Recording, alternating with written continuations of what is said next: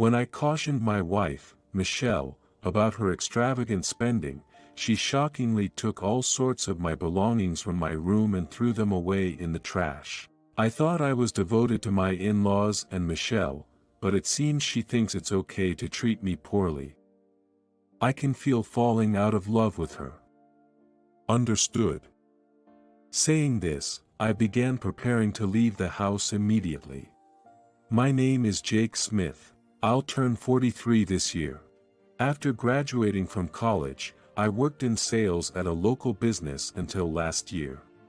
My parents passed away from illness when I was in my 30s, and now I live with my wife Michelle. I met Michelle, who was 32 at the time, at a matchmaking party, and after about 3 years of dating, we got married. We don't have children, but we have been leading a fairly happy life together. However, the clouds has begun to gather over our life recently. I like eating out for nice food and have been posting videos about it since I was single. Last year, I quit my job. I had decided to become a video content creator for a living and earned money using an advertising system called affiliate marketing. I also put effort into social media, and recently I have a decent number of subscribers on a video streaming site, earning several times more than I did as a company employee. Of course, I quit my job only after I was able to make a living from video creation, but Michelle didn't seem to think highly of me working from home. You can't earn money by playing around at home. You're a man, so you should work properly outside. Are you crazy? Michelle seems to view me as a bum for quitting my job and working from home. She has often urged me. Change jobs. Since I quit, I've explained many times that I'm seriously engaged in video creation and the social media management. Why can't you accept that? No matter how earnestly I pleaded, my feelings didn't reach Michelle, who looked down on me for staying at home. Why don't you stop staying at home all the time and start job hunting? I work part-time 5 days a week. Some of my friends' husbands even say it's fine for them to be a full-time housewife. I'm really jealous. Michelle completely doesn't believe in the world of earning from home. I have been giving her a fixed amount of money for living expenses every month, but she assumes I'm taking out the money from my savings I put aside when I was single and doesn't believe I'm earning from home. Please, believe me. I'm working hard and earning enough for our living expenses. I can even show you all my earnings this month if you want. Man. Even if you show me, I'm sure it's some kind of trick. And even if it's true, there's no guarantee your income will continue. There are no bonuses if you're not a company employee, so quit this unstable job already. When I quit my job, I honestly talked about my feelings to her. I had hoped she would support my work. However, she completely denied my work from the beginning, and even after I resigned, I was living off the income from video streaming. Therefore, I wonder why she denies my work but uses the money I earn. From her perspective, her part-time job at the grocery store is hard and a brain work, but I'm also earnestly striving to make a living from video streaming through trial and error. Of course, it's not comparable, but I respect and acknowledge her work, so I wanted her to understand mine in the same way. Why can't you believe in my work and me? I've been explaining so much. I've been giving you the same amount for living expenses as before. Isn't that proof enough that I'm earning from home? It's impossible to earn income from such game-like activities. Work means going to a company and earning a salary. What you're doing is just an extension of a hobby. Hearing Michelle's words, I was stunned speechless. I felt like my efforts were being trampled on, and I couldn't think of anything else in my head. When I was a company employee, I gave most of my income to her for living expenses. Even now, after resigning, I give her the same amount. I was able to save enough money during my time as a company employee without revealing my income. After quitting my job and making a living from video streaming, my income increased several times, but I continued giving her the same amount for living expenses because I thought she would spend more if I gave her more. She never believed me when I said I was earning from video streaming. You better not take your job lightly. I really can't understand your spoiled way of thinking. No matter how much I pleaded, Michelle wouldn't budge, and I sighed in exhaustion. It's a waste of time and energy to fight such a meaningless battle. Our relationship continued to deteriorate. However, despite the worsening relationship, I felt something off about Michelle, who seemed oddly cheerful. My bad premonition came true. I found that my savings were decreasing rapidly. And the clothes Michelle wore seemed increasingly expensive. On top of that, she's clearly been going out more, using drinks with friends as an excuse. I instantly realized that Michelle was splurging our money. She probably thinks that I'm just taking out money from my savings and that I'll get a proper job once it's all gone. For now, I'm okay as long as I'm earning from my video streaming, but I'm shocked at how Michelle has changed. It's disheartening to see the money I worked hard for being spent so frivolously. But then, something even more disheartening happened. One day, the doorbell rang, and there stood my in-laws. Sorry, Michelle's at her part-time job right now. No worries. She gave us the go-ahead. We've decided to move in with you starting next week. We came to measure the room for our big furniture. I was astounded by this sudden announcement of cohabitation. What? I haven't heard anything about this. What do you mean you're moving in? I protested in panic, but it seemed Michelle had made this decision without me, and my in-laws had already terminated their rental lease. That night, I confronted Michelle when she came home from her part-time job. I never agreed to live with your parents. How could you decide something so important on your own? Despite my raised voice, she was nonchalant. What's the big deal? You decided to quit your job on your own, right? So, I made this decision on my own too. Plus, my folks suggested moving in. They said it'd be hard for us to manage household chores with both of us working. They're so considerate, unlike you. I wish I'd married someone like my dad. Watching her walk back to her room, I sighed deeply. Who compares their husband to their parents like that? I had discussed quitting my job with her at length, but she hadn't listened and ended up saying, Do whatever you want. Yet, in her mind, it seemed I had quit my job on my own accord. As a result, I had no choice and found myself forced to live with my in-laws. Jake, could you lend me some money? But I just gave you some the other day. I'm not exactly rolling in dough here. My in-laws began asking me for money behind Michelle's back right after they moved in. It appeared they had gotten into gambling and needed more than their pension and savings could provide. Their offer to move in was probably a ploy to save on living expenses. Michelle thought they were concerned about our well-being, but it was clear they were after my money. With Michelle working part-time, she couldn't afford to give her parents any allowance, and she'd be shocked to see how much they had changed. That's how much she admired her father when he was still working and her mother who supported the family as a housewife. Wanting to avoid conflict, I found myself unable to refuse my in-laws' requests and frequently gave them money. Between my in-laws' leisure expenses and Michelle's splurging, my savings and video streaming income were slowly dwindling. The money I worked so hard to earn disappeared like water in others' hands. This reality was taking a mental toll on me. Reaching my limit, I decided to talk to Michelle before bringing up the money issue with my in-laws. Hey, Michelle. Don't you think you've been spending a bit too much lately? You're always going out for drinks. You don't need to buy so many clothes and cosmetics just because I'm earning. I seized the opportunity to address this while her parents were out, but she just glared at me intensely. I braced myself instantly, but she didn't scold me. Instead, she headed to her room. I wondered what she was thinking, but the next day, it all became clear. She had taken all my belongings from my room and thrown them in the trash. Hey! What are you doing? Stop it. I raised my voice in shock, and she looked at me in the eye and said, I'm just taking out the trash.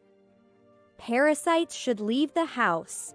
I couldn't understand what she was saying at first. If anyone was acting like a parasite, it was her and her parents. Anger surged within me.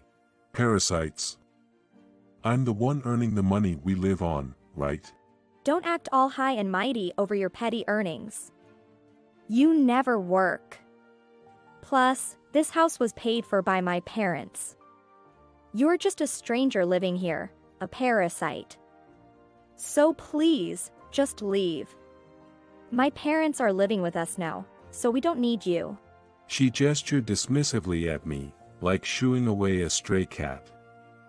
Indeed, my in-laws had helped financially when we built the house.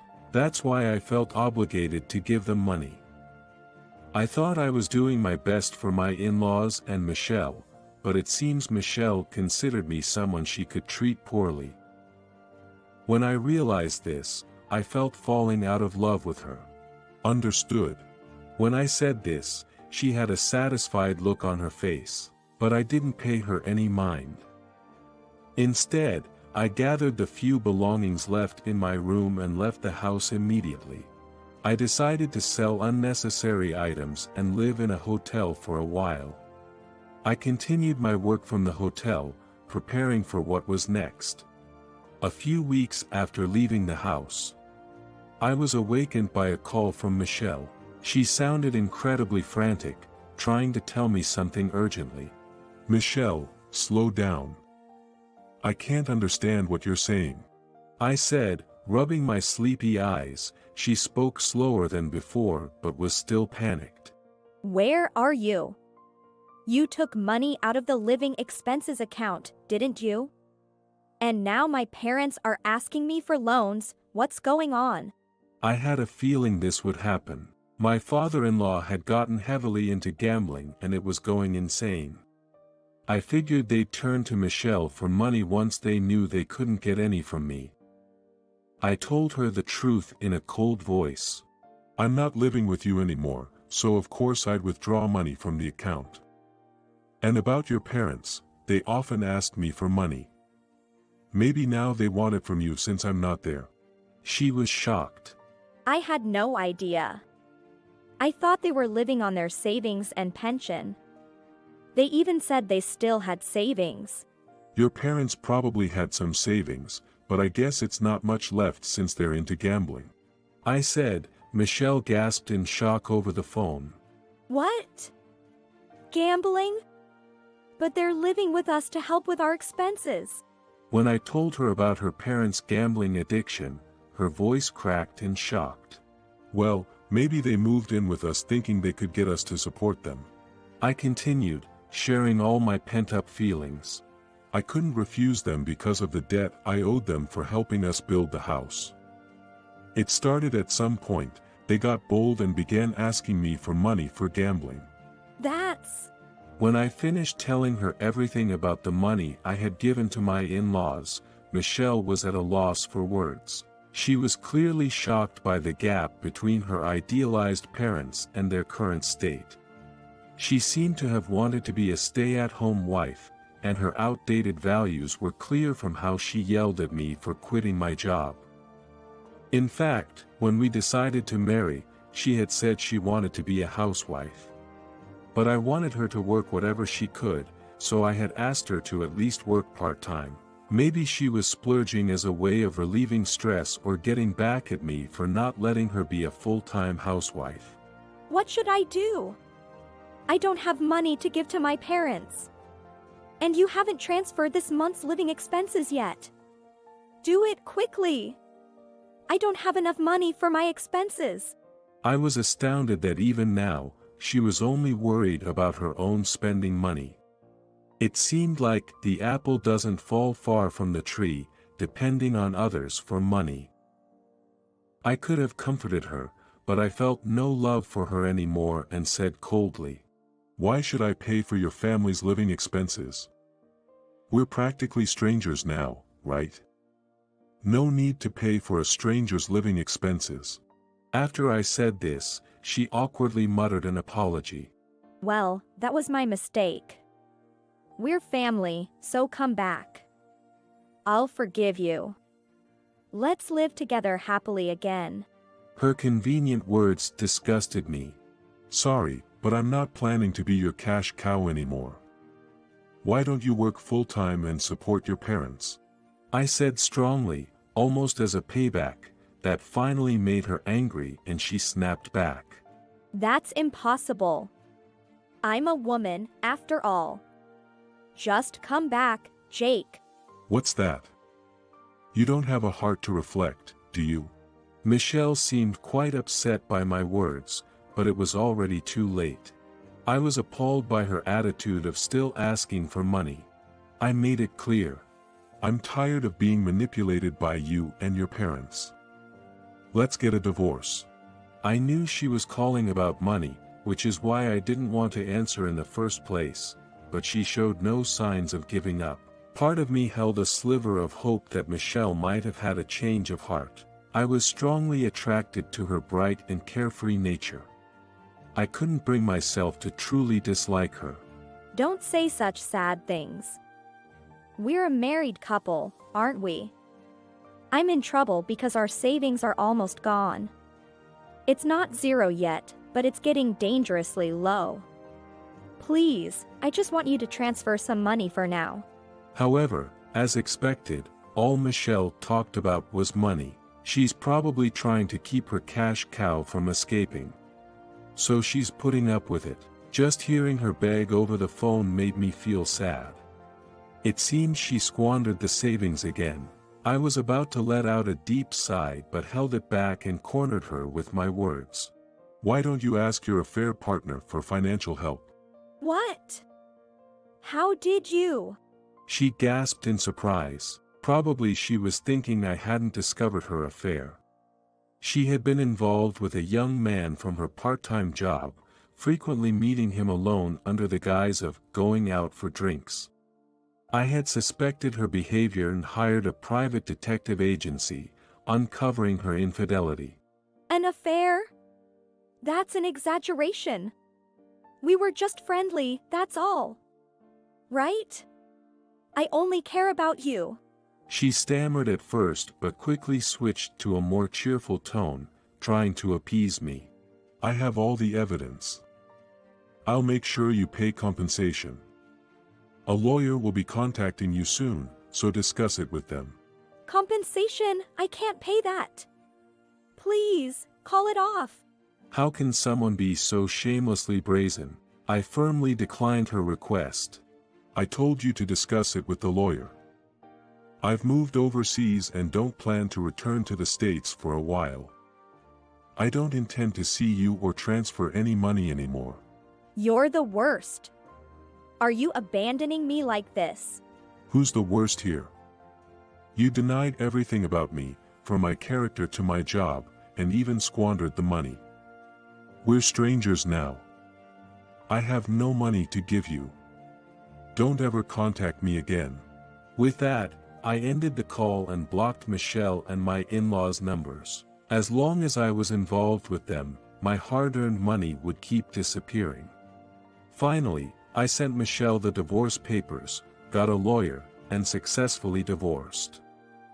As for her, it seems she's now living a busy life juggling multiple part-time jobs while supporting her changed parents.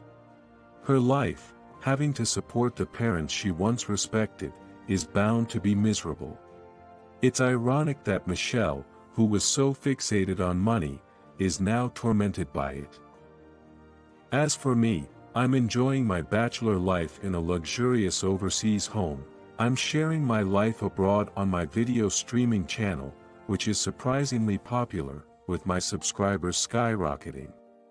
Free from the shackles of Michelle and my in-laws, I feel an incredible sense of liberation. In the past, I might have restrained myself, worried about appearances. But now I live a fulfilling life, doing what I want and speaking my mind. I'm not set on staying single forever. If I ever marry again, I'd prefer a woman who isn't obsessed with money. For now, though, I'm savoring this freedom, dedicating myself to my work each day. Please listen to my story about stopping my wife's affair. I'm John Smith, 31, an office worker, making about $60,000 a year. My wife, 29, an office worker, making about $45,000 a year. The other man, 30, an office worker, married with kids. My wife and I were senior and junior members of a sport team in college. I got into high school and college on an athletic scholarship. My wife got in via a regular admission, so she was in the same team as me, but we hardly interacted. I think we first really talked at an alumni gathering after graduation. That's when I fell for her at first sight and pursued her aggressively. We dated for about a year before getting married. I was 26, and she was 24 at the time. Afterward, I worked for a manufacturer, and she worked in a trading company's general affairs department, and we got along pretty well. Then, this February, I returned from a week-long business trip. And something about my wife seemed off. She hardly ever played games or texted on her phone before, but now, she was constantly carrying her phone around, even taking it to the bathroom. During this time, her phone was buzzing with notifications. I must have looked suspicious because my wife started making excuses without me even asking. I ran into an old classmate, and we've been catching up on WhatsApp. I became full of suspicion. That was the moment I decided to check her phone. That night, I went to bed early and pretended to sleep, waiting for her to fall asleep. Around 3 a.m., once I was sure she was asleep, I looked for her phone charger, but the phone wasn't there. Looking around, I found the charger plugged in next to the bed. The cord was under her pillow. Bringing her phone into bed was something she had never done before. I waited for her to turn over, then carefully slid my hand under the pillow, and after some time, I managed to get her phone. Luckily, it wasn't locked. When I checked WhatsApp, the first thing I saw was a message saying, "I love you." I felt dizzy for a moment.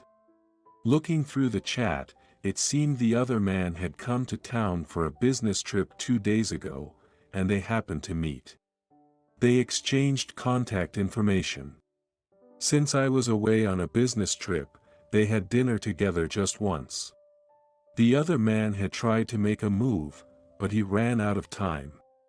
He had to go back home. The chat continued, and it seemed like I came back from my trip in the middle of their conversation on WhatsApp. The most shocking part was finding out that the other man was probably an ex-boyfriend, with messages like, "You were my first," and, "That's my most precious memory." I thought about confronting her right then and there, but if she said it was just a joke, I wouldn't know what to do. So I decided to set up her email to be forwarded to me and started monitoring WhatsApp. My wife isn't good with technology, and I knew she kept a list of her IDs and passwords in a notebook. I quietly took out the notebook from her bag and took a photo with my phone. Then, I set up WhatsApp on my work and home computers to start monitoring. They were chatting about meeting up during the day. My anger reached its peak, but after giving it some thought, I realized the other man's home was a plane ride away, so they couldn't easily meet. So, I decided to let it play out for a while, but then I found out he was planning to come here on a business trip again, saying things like, "I can come next month, so we can meet, and we'll have a passionate night then," with replies like, I'm a little bit excited. That's when I decided I had to stop it. The next half month was torture. And then, I bought something on the internet. A week before the other man was supposed to come to town, my wife asked me. A friend is visiting next week. Do you mind if I stay over? I had a plan in mind, so I smiled. Of course not. But there's something I want to talk about, so please come home early the night before you go. She was like. What's that about? But I dodged the question and went to sleep. Their WhatsApp messages were still as lively as ever, but I just endured it and waited for the right moment. Then, the night before the sleepover arrived. The day to execute my plan. How about we have a drink before we talk? Knowing my wife loves alcohol despite her low tolerance, I made her a sweet but strong cocktail. During this, I played the part of the best husband. Thank you for being with me up until today. Let's keep looking out for each other. I haven't said this properly before, but let me say it now. I love you. I laid it on thick, appealing to my wife's conscience. She was half drunk and nearly asleep, tears welling up in her eyes, moved by my words. I thought, if she still decides to go to that guy tomorrow, I'll have to resort to my last option. Carrying her in bridal style, I took her to the bedroom. The next morning, she woke up saying, I had too much fun drinking last night. I was so drunk, I barely remember anything. She was all smiles. We spent the day together until the evening when she started getting ready in a hurry. I need to get ready to go to my friend's place. She took her time with her makeup, something different from usual, and didn't come out of the room for a long time. Okay, I'm heading out. I'll be back tomorrow morning, but we'll try to return as early as possible. She was about to leave, and that's when I stopped her. Hold on, if you're going, take this with you. I handed her divorce papers, a property division waiver, and a consent form for a $100,000 alimony payment. What's this? Next, I gave her the printouts of their WhatsApp conversations. Seeing that, my wife's face turned pale instantly. Got anything to say? Of course, she was speechless and trembling. If you want to go, go ahead, but if you do, don't ever think you can come back to this house. What's it gonna be? Decide now, sign or leave. I pressed on her, and she broke down crying. I'm sorry, I won't go. Then call that guy right now. I took her phone out of her bag and handed it to her. Remember, don't let on that you've been caught. Ask him to change the meeting place, tell him to come to the station here. Following my instructions, she nodded. Soon, a carefree reply came from the other guy. I'm here. Can't wait to see you. I had my wife reply, I'll be right there. I left my wife at home, taking her phone with me to the station by taxi. Wait for me at the taxi stand. Since I didn't know what the other man looked like, I sent that message. Then, a flashy suited guy, obviously sleazy, showed up at the taxi stand, his phone in hand. Are you the guy who is seeing a cheating wife? When I approached him, he gave me an annoyed look and replied. Yeah, and who are you? I'm her husband, got a problem with that? The moment I said that, his face screamed trouble, and he dashed off somewhere. Even if he got away now, I could still corner him later, so I went back home. Don't think you've gotten away. I'll make sure you take responsibility. I left him a message on WhatsApp to that effect. After a while, it was read, and he replied, I haven't done anything yet. Seducing someone's wife and calling her out is a sin enough. I'll be sure to complain to your family and your employer. After I sent that, the replies stopped. When I got home and asked my wife for the details, it turned out the other man was indeed her high school ex-boyfriend. We went to different colleges, so we drifted apart. But then, after 11 years, we reconnected and things escalated.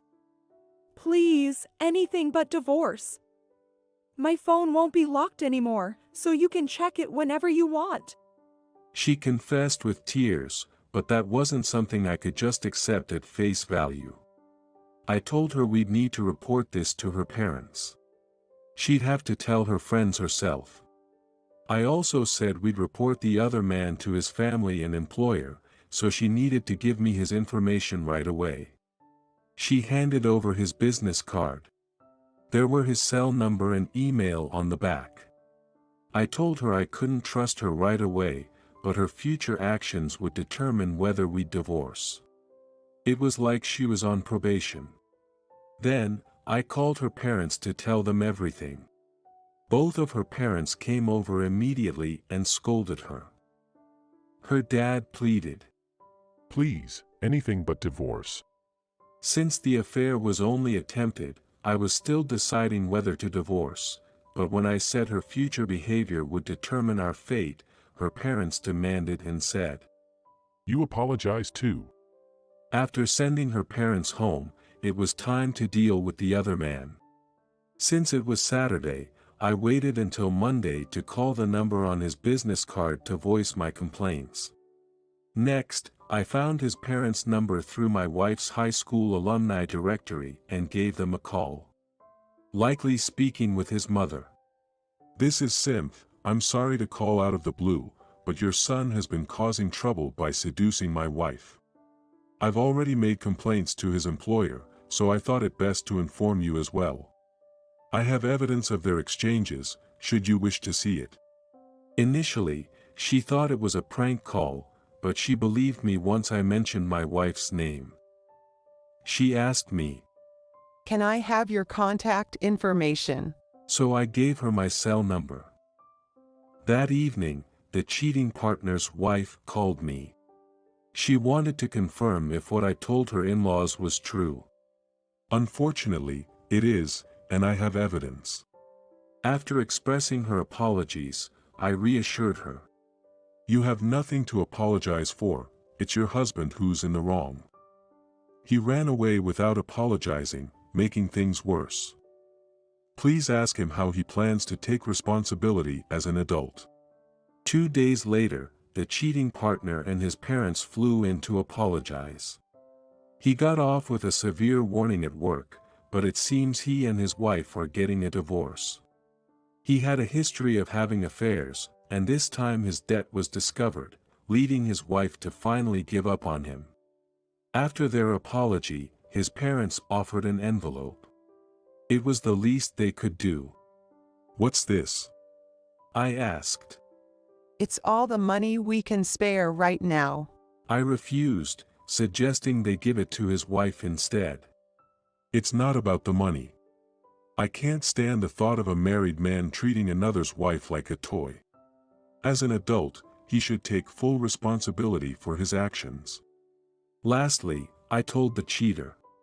Don't make your parents clean up your mess at your age. He seemed to listen solemnly, but whether it sank in, I couldn't tell. With the divorce settled, he's facing a tough road ahead with alimony and debt. There was no point in pursuing this further, so I let it go. My wife is currently staying with her parents, being educated by her father. I'm planning to bring her back home eventually. But not without making sure her father teaches her right so that there won't be a next time. I managed to prevent an affair this time because I acted on my suspicions early. Despite it being just an attempt, the other man faced significant consequences, but it was all brought on by himself.